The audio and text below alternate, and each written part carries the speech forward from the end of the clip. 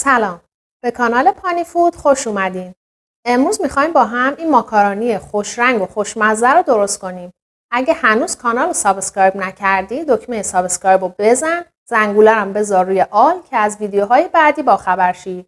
بریم که شروع کنیم.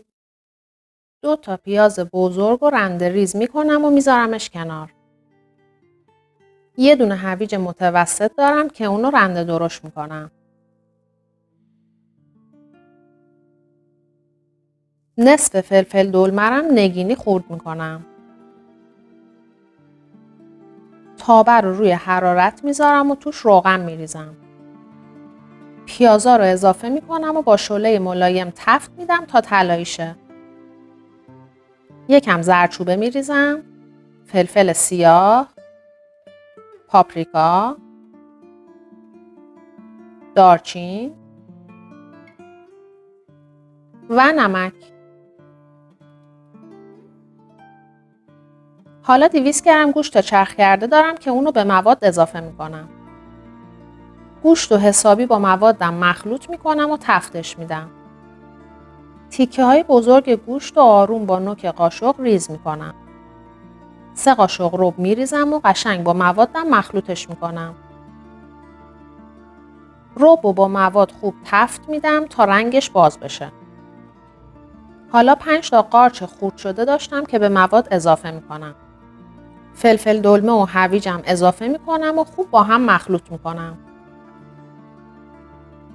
وقتی مواد رو حسابی با هم مخلوط کردم و تفت دادم، یکم آب جوش اضافه میکنم و میذارم با شعله ملایم بجوشه.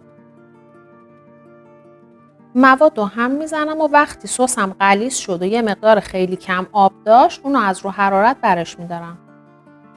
قابلمه رو تا نصف آب میریزم، روی شعله زیاد میذارم و درش رو میبندم تا جوش بیاد.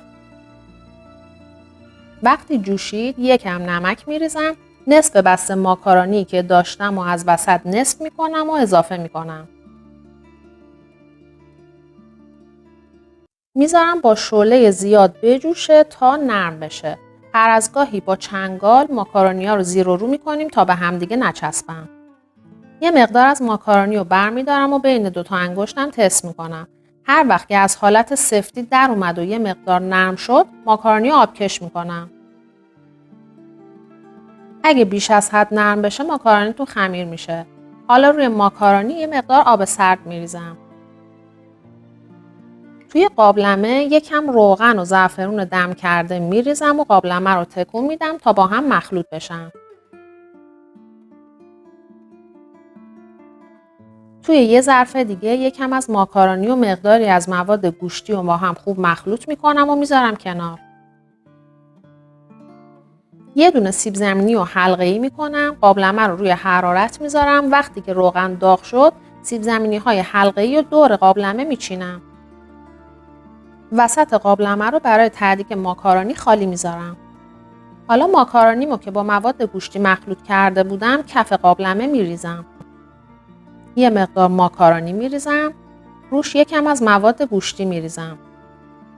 این کار رو تکرار میکنم تا ماکارونی و مواد گوشتی تموم بشه.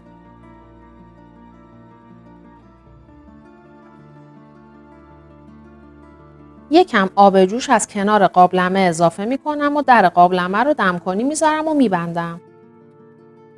میذارم 5 دقیقه با شعله زیاد بمونه تا بخار کنه. وقتی بخار کرد شعله رو کم میکنم و اجازه میدم دم بکشه.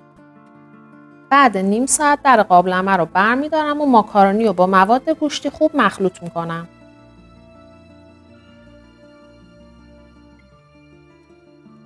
درش رو میذارم و اجازه میدم یه ربع دیگه هم بمونه تا دم بکشه.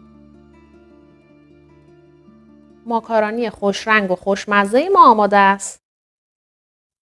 مرسی که تا آخر ویدیو همراه من بودین. تو کامنت ها حتما نظرتون رو برام بنویسید. لایک و سابسکرایب هم یادتون نره. خداحافظ.